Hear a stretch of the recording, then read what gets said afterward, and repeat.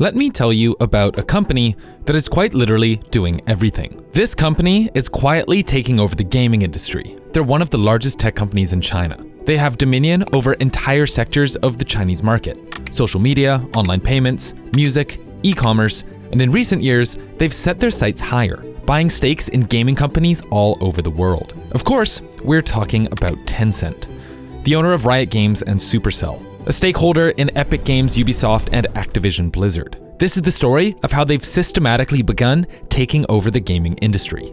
This is Tencent.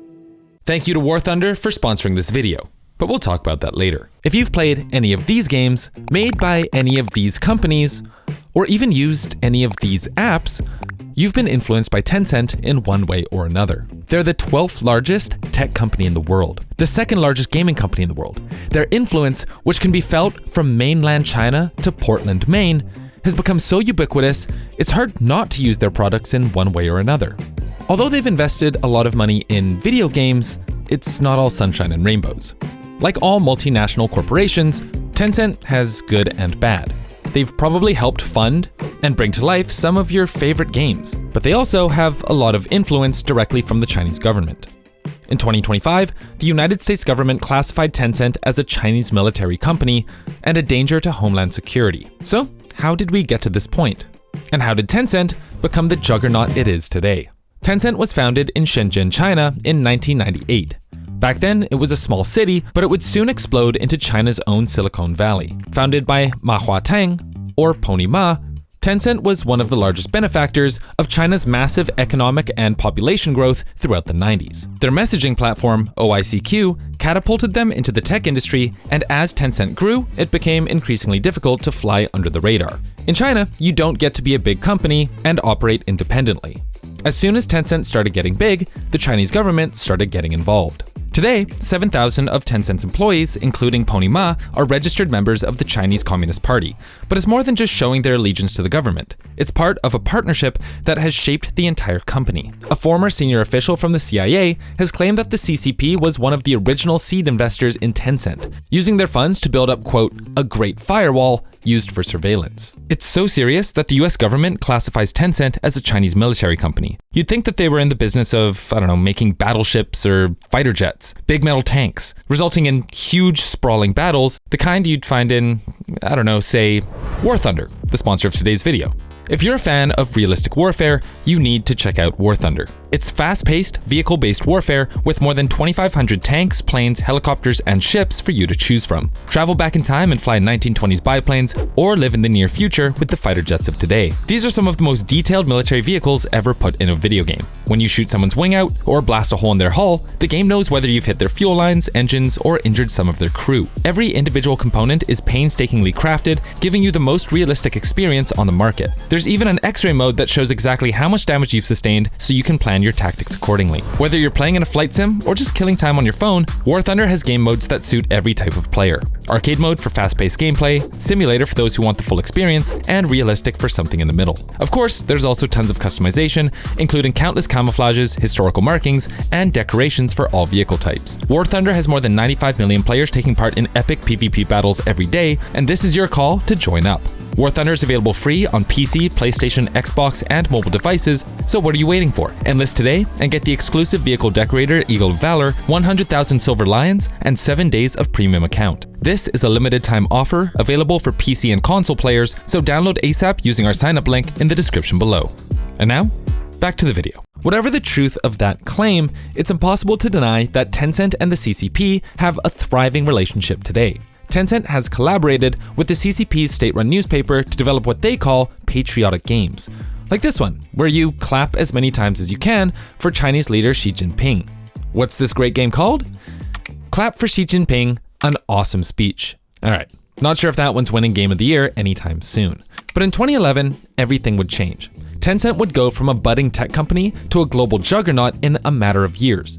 All thanks to the release of a single app like nothing anyone had seen before. For this to make sense, it's important to understand what China was like when they entered the internet age. In the West, many people's first experience using the internet was on Internet Explorer on a chunky CRT monitor. In China, a country which entered the internet age nearly 2 decades after North America, many people's first experience was on a smartphone. By this point, the internet was no longer the Wild West of decentralized information. Governments and corporations understood the importance of control. Control the flow of information, control the narratives portrayed on the news, and you can control the people. For a country as tight-lipped as China, this was of even greater importance. Government censorship was the norm, and as the internet threatened to democratize access to information, they devised a way to use it to do the opposite. Rather than limit who could use the internet, what if everyone was encouraged to use the internet? This would make it easier to monitor their conversations, their purchasing history, their social credit score, especially if all of these things were routed through a single app. Introducing WeChat, developed by Tencent. For us in the West, where we grew up on homepages with dozens of different apps doing different things, the concept of a super app might seem a little bit foreign. But a super app is exactly what WeChat is. WeChat is Facebook, Apple Pay, YouTube, Amazon Messenger, your banking app, your school app, your location tracking app, all rolled into one. You can book doctor's appointments, play games with your buddies, drunk text your ex, all without going to the home screen. As of 2018, WeChat surpassed 1 billion active monthly users, making it the world's most popular app by a fair margin. The money Tencent earned from WeChat gave them the capital to invest in other sectors.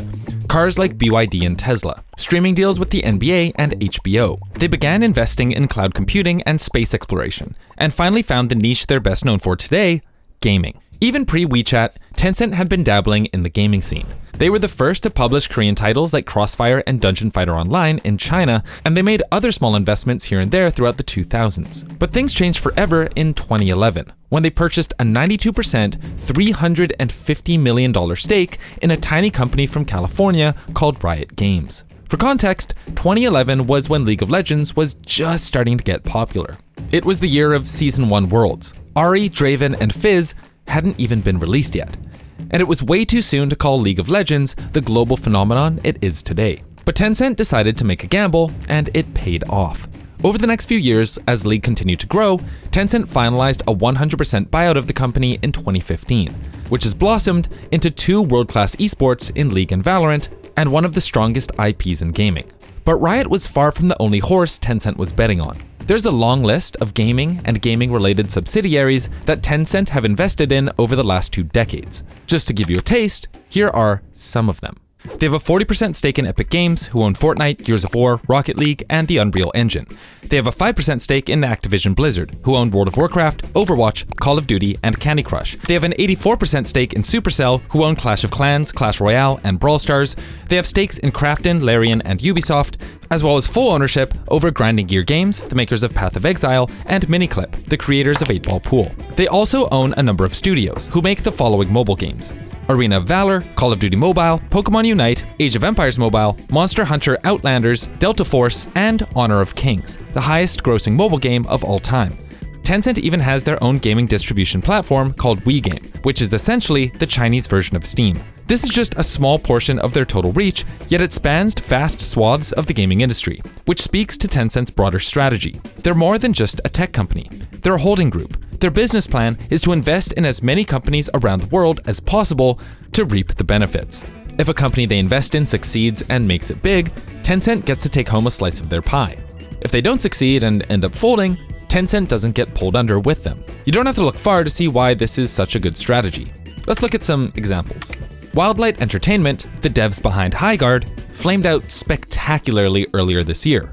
Can you guess who was a secret financial backer who supported the studio?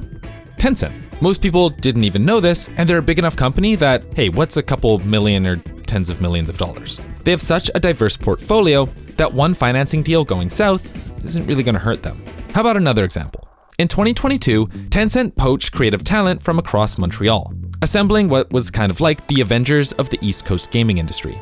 They hired Ashraf Ismail, who was the creative director for Assassin's Creed Valhalla, and asked him to lead a Tencent subsidiary, Teamy Montreal. Some of the other devs they poached, many with decades of experience working at AAA studios, were also hired. Philippe Fournier, who worked on Far Cry, Marc-Antoine Pietri, who worked for Ubisoft. Tencent wanted them to build an undisclosed AAA open-world game.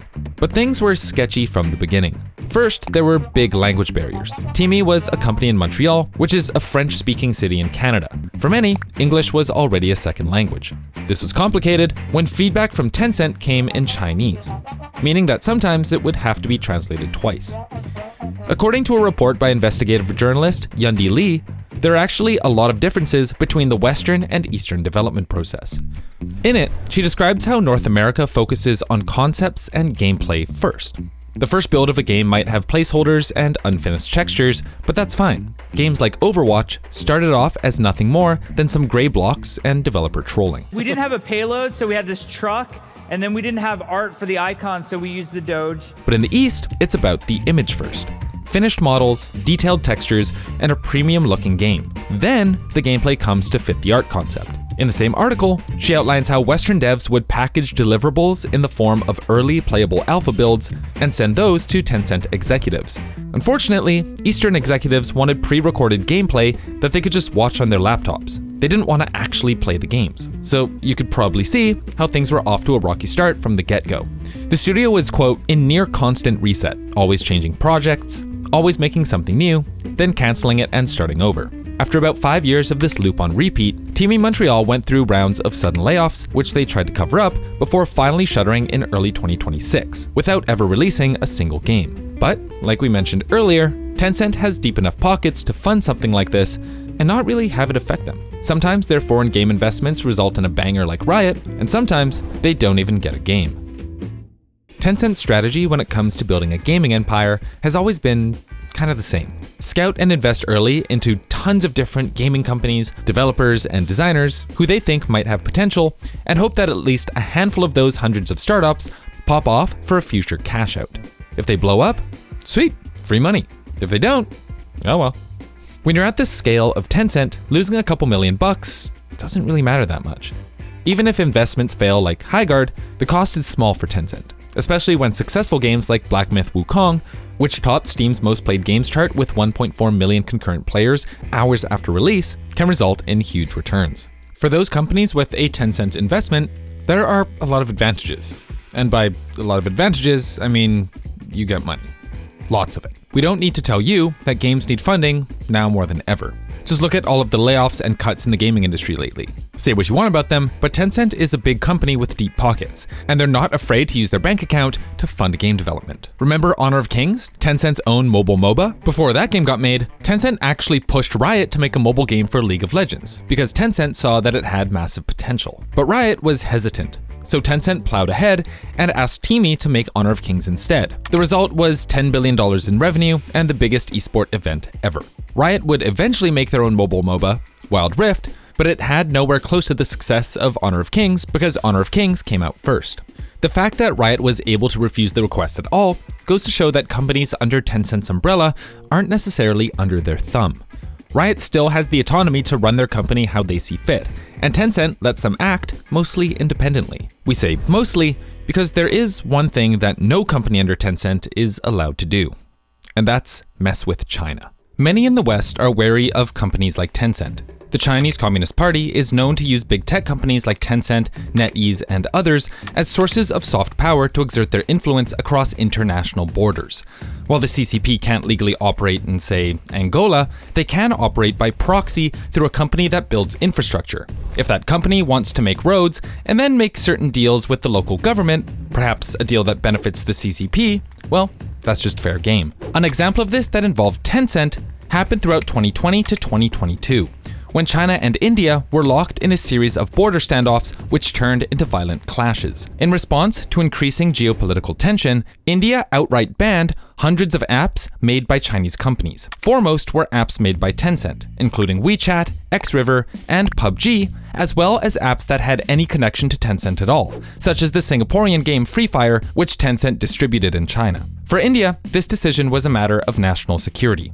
For one, Chinese apps were siphoning money away from India's economy, with microtransactions in PUBG alone moving an estimated $70 to $90 million out of India and into China per year. Second, apps are an excellent source of user data. Personal information, credit card details, tons of other sensitive information. These are routinely collected through any app we have on our phones. When we make an account, when we turn on targeted ads, when we agree to their terms and services. For this reason, India sees Chinese-made apps as a clear threat to national security, and as of the time of releasing this video, have banned approximately 300 of them. This is why Tencent's strategy of purchasing minority stakes in hundreds of gaming companies has become a concern for many Western countries. When Tencent purchases X% stake in, say, Activision Blizzard, they become a part of that company's inner workings.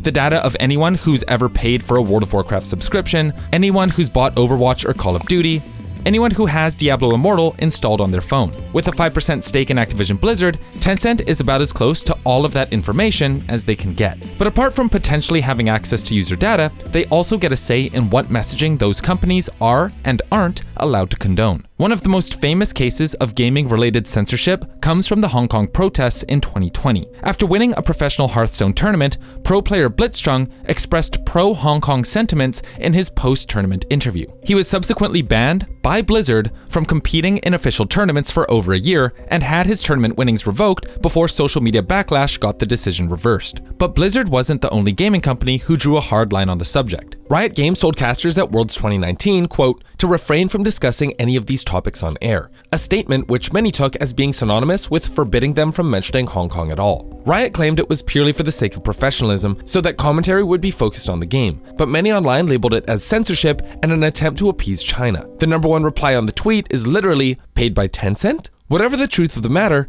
public sentiment towards Tencent and censorship by the Chinese government is very strong, and has led to many arguments online. How about an example from real sports? When ex-Houston Rockets manager Daryl Morey tweeted support for the Hong Kong protesters, parroting the same "Freedom for Hong Kong, Revolution of Our Time" slogan that Blitzchung chanted on stream. Tencent Sports, who owns all digital publishing rights to NBA games in China, immediately suspended broadcasting all Houston Rockets games. But it didn't end there. When Morey moved to the Philadelphia 76ers in 2020, the ban followed him, and 76ers games were also blacklisted. It was only in 2021, a full season and a half after Morey made those tweets, that Rockets games were broadcast again in China. Examples like these are why the United States have designated Tencent as a Chinese military organization. WeChat has been banned on American and Canadian government devices for a long time. As recently as March 2026, the Trump administration was reportedly debating whether or not to force Tencent to give up its stakes in American game companies, directly referencing its stakes in Riot and Epic Games as being a threat to national security. And I know what you might be thinking. All this sounds a little extreme, especially since other gaming companies have just as much, if not more, reach than Tencent. But it's important to emphasize that Tencent is different from most other multinational gaming conglomerates in that their operations are almost completely opaque. Companies like Microsoft and Sony are, yes, capitalist monstrosities with their own laundry lists of issues and controversies, but they also operate pretty transparently. When Microsoft buys ZeniMax or Activision, they go through a rigorous compliance process, ensuring that they aren't violating monopolistic antitrust laws and go out of their way to make it clear what they have stakes in and what they don't. Basically, they're the evil you know. Tencent, on the other hand, is way harder to get a read on. They have a more decentralized approach to their acquisitions, quietly buying minority stakes in hundreds of different companies and making it difficult to know exactly who or what they're influencing.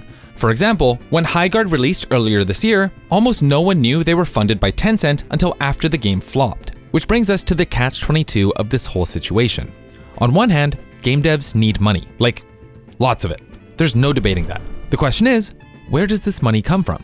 Tencent is huge, and we can't discount what they have done and continue to do for global gaming and the esports industry. They're always on the lookout for the next big thing to invest in or absorb, and are willing, when many other companies seem unwilling, to invest in things that are risky.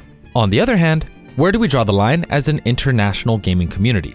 Where do we, as gamers, say, hey, trampling on freedom of speech, censoring independent thought, these are things that are not okay? Sure, on the surface, Tencent is just buying up some companies that make cool games for fun and esports. But in reality, it goes a lot deeper than that.